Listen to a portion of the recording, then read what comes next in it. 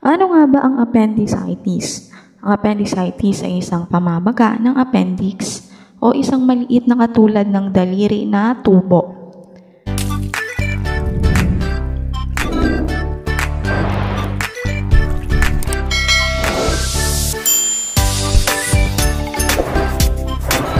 Ito ay mula sa malalaking bituka sa ibabang kanang bahagi ng ating tiyan.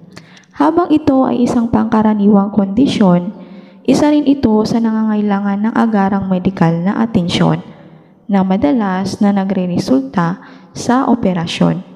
Ngunit ano ang ginagawa ng appendix? Ang appendix ay madalas na itinuturing na isang vestigial organ, isang nalabi mula sa aming evolusyonaryong nakaraan na walang malinaw na pag-andar sa ating mga katawan ngayon. Gayunpaman ang ilang makailang pananaliksik ay nagmumungkahi na ang appendix ay maaaring may papel sa ating immune system, lalo na sa pagpapanatili ng ating bituka flora. Ngunit ang hurado ay wala pa ring alam. At narito naman ang mga sanhi ng appendicitis. Suriin natin ang mga sanhi ng appendicitis. Ang appendicitis ay karaniwang nangyayari kapag ang appendix ay naharang. Ang pagbara na ito ay maaring sanhi ng iba't ibang mga kadahilanan. Una dito ang pekalit. Ito ay isang tumigas na piraso ng dumi na maaaring humarang sa pagbubukas ng appendix na humahantong sa impeksyon at pamamaga. Pangalawa, ang trauma sa tiyan. Sa ilang mga kaso, ang trauma sa tiyan ay maaaring maging sanhi ng appendicitis. Mga tumor. Bagamat bihira, maaaring hadlangan ng mga bukol ang appendix at maging sanhi ng appendicitis. Mga parasite. Sa mga bihirang kaso, ang mga parasite ay maaaring maging sanhi ng pagbara at pamamaga ng appendix. Ang ilang partikular na kondisyon na nagdudulot ng pamamaga sa gastrointestinal tract tulad ng Crohn's disease ay maaari ding magpataas ng panganib ng appendicitis. Ang mga kadahilanan ng peligro sa appendicitis ay may kasamang edad. Ito ang pinakakaraniwan sa mga tao na nasa pagitan ng edad ng 10 at 30 years old at pagkakaroon ng kasaysayan ng pamilya o family history ng ganitong kondisyon. Gayunpaman, ang appendicitis ay maaaring mangyari sa anumang edad at sa anumang individual, anuman ang kanilang kasaysayan ng kalusugan. Narito naman ang mga sintomas ng appendicitis. Ngayon, tatalakayin natin ang mga sintomas ng appendicitis. Ang mga sintomas ay maaaring mag-iba ng malaki, lalo na sa iba't ibang pangkat ng edad. Narito ang mga pangkaraniwang sintomas. Una, sakit sa tiyan. Ang sakit ay karaniwang nagsisimula malapit sa pusod at pagkatapos ay gumagalaw sa ibabang kanang tiyan. Madalas itong nagiging matalas at mas malala sa paglipas ng panahon. Walang ganang kumain. Ang biglaang pagkawala ng gana sa pagkain ay maaring senyales ng appendicitis. Pagduduwal at pagsusuka. Ang mga sintomas na ito ay maaring mangyari sa lalong madaling panahon pagkatapos magsimula ang sakit sa tiyan. Pamamaga ng tiyan. Ang tiyan ay maaring maging namamaga at malambot sa pagpindot. Hirap magpasa ng gas o hirap nga maglabas ng gas sa ating katawan. Ang kawalan ng kakayahang maglabas ng gas ay isang pang-potensyal na sintomas. Lagnat. Ang mababang antas ng lagnat na lumalala sa paglipas ng panahon ay maaring maging tanda ng appendicitis. Masakit ang tiyan. Ang ilang mga tao ay maaring makaranas ng paninigas ng dumi, pagtatay o iba pang mga issue sa pagtunaw. Mahalagang tandaan na hindi lahat ng may appendicitis ay magkakaroon ng lahat ng mga sintomas na ito. Ang mga sintomas ay maaring lumitaw ng mabilis sa loob ng ilang oras o bumuo sa loob ng ilang araw. Kung ikaw o ibang tao ay nakakaranas ng mga sintomas ng appendicitis, mahalaga na maghanap kaagad ng medikal na atensyon. Tandaan na ang maagang pagkilala at paggamot ay maaaring gumawa ng malalaking pagkakaiba sa kinalabasan. At narito naman ang pagsusuri sa bahay para sa appendicitis.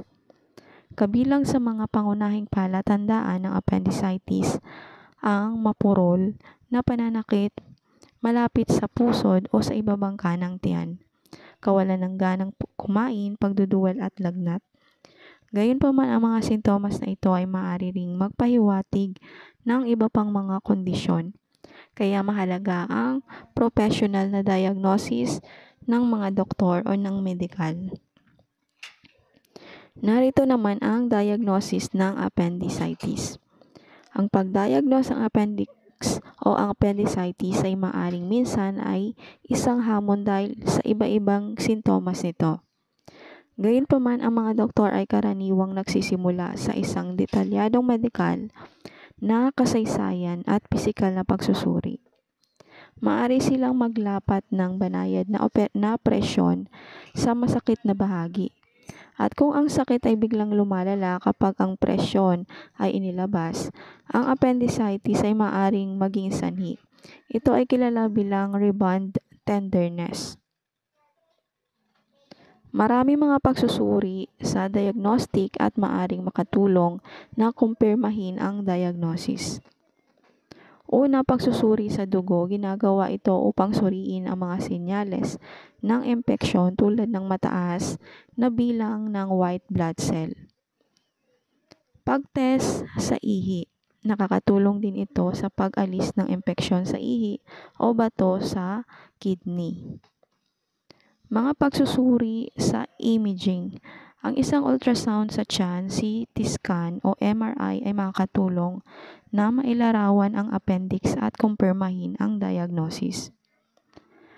Sa kabila ng mga pagsusuring ito, ang pagdiagnose ng appendicitis ay maaari ring maging mahirap lalo na sa mga buntis na kababaihan, matatanda. Sa kabila ng mga pagsusuring ito, ang pagdiagnose ng appendicitis ay maaaring maging mahirap lalo na sa mga buntis na kababaihan, matatanda at mga taong may iba pang mga gastrointestinal na kondisyon. Sa ilang mga kaso, maaaring piliin ng mga doktor na operahan kung malakas silang naghihinala na appendicitis nga ito, kahit na sa mga pagsusuri ay hindi pa natitiyak. Narito naman ang mga gamot para sa appendicitis. Sa sandaling masuri ang appendicitis, mahalagang gamutin ito kaagad upang maiwasan ang mga komplikasyon. Ang karaniwang paggamot ay pag-alis ng kiruriko ng appendix na kilala bilang isang appendectomy. Maaari itong gawin sa pamamagitan ng bubuksan ang appendectomy. Ang isang solong malaking paghiwa ay ginawa sa ibabang kanang lugar ng tiyan upang alisin na ang appendix. Laparoscopic appendectomy, maaring mga maliliit na incision ang ginawa at ang mga espesyal na tool sa pag-oopera ay ginagamit upang alisin ang appendix. Ang pamamarang ito ay karaniwang may mas maikling oras ng pagbawi at mas kaunting sakit sa post-operative. Sa ilang mga kaso, kung ang appendix ay nagkaroon ng abscess o kung ang tao ay hindi sapat para sa operasyon, maaaring piliin ng mga doktor na gamutin muna ang mga antibiotic at alisan ng tubig ang abscess kung mayroon. Ang appendix ay maaaring alisin sa ibang araw, sa sandaling kontrolado ang impeksyon. Gayunpaman, ang operasyon ay karaniwang ginusong dahil ialis nito ang panganib sa isang hinaharap na appendicitis. Maaaring kabilang sa mga potensyal na komplikasyon ng appendicitis at paggamot nito ang mga impeksyon sa sugat, pagbuo ng abscess at sa mga bihirang kaso. Isang malubhang impeksyon sa panloob na lining ng tiyan na kilala bilang peritonitis. At sa mga bihirang kaso, isang malubhang impeksyon sa panloob ng lining ng tiyan na kilala bilang peritonitis.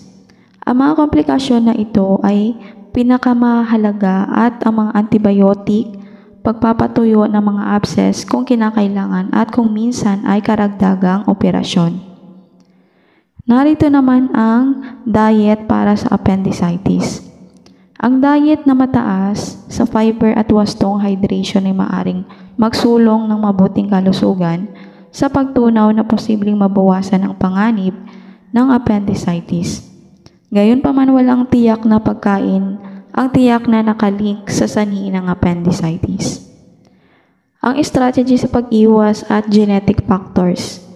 Ang pagpapanatili ng isang malusog na sistema ng pagtunaw sa pamamagitan ng diet at exercise ay maaaring makatulong na maiwasan ang appendicitis. Ang ilang pananaliksik ay nagmumungkahi ng isang posibleng genetic link, ngunit hindi pa napag-aaralan ang kinakailangan upang kumpirmahin ito. Narito naman ang pagkakatulad at maling paniniwala tungkol sa appendicitis. Ang appendicitis ay karaniwan na nakakaapekto sa halos 7% ng population. Ang mga maling akala tulad ng paniniwala na ang pagkain ng mga buto ng kamatis ay maaaring maging sanhi ng appendicitis o ang sakit ng appendicitis ay palaging nangyayari sa kanang bahagi. Kailangan na madibang upang matiyak ang isang tumpak na pag-unawa sa kondisyon na ito. Pagbawi at aftercare. Pagkatapos ng appendectomy, ang panahon ng pagbawi ay maaaring mag-iba depende sa individual at sa uri ng operasyon na ginawa. Sa pamamagitan ng isang laparoscopic appendectomy, ang karaniwan sa mga tao ay maaaring umalis sa ospital sa loob ng 24 hanggang 48 hours at bumalik sa mga normal na aktibidad sa 1 hanggang 3 linggo. Ang isang bukas na appendectomy ay maaaring mangailangan ng mas mahabang pamamalagi sa ospital at oras ng pagpapagaling. Ang follow-up na pangangalaga ay mahalaga sa pagtiyak na maayos na paggaling. Kabilang dito ang pagpapanatili ng malinis tuyo ang lugar ng mga hiwa, pag-inom ng mga iniresetang gamot at unti-unting pagpapatuloy ng mga normal na aktibidad. Mahalaga rin na panoorin ang mga palatandaan ng mga komplikasyon tulad ng lagnat, lumalala ang sakit ng tiyan, pamumula o pamamaga o paglabas mula sa site ng paghiwa.